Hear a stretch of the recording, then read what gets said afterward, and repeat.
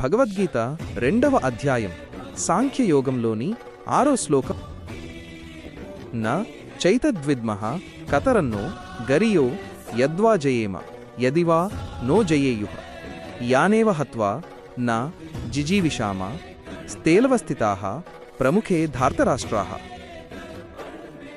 భావం: మనకు అసలు ఏది మేలో కూడా తెలియడం లేదు. మనం వారిని జయించడం మేలా, లేక వారు మనల్ని జయించడం మేలా?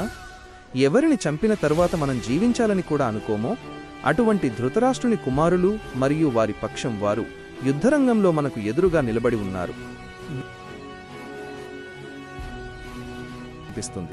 యుద్ధం గెలిచిన తన ఆత్మీయులను కోల్పోయిన బాధతో బతకడం కంటే ఓడిపోవడమే మేలేమో అని అతను భావిస్తున్నాడు.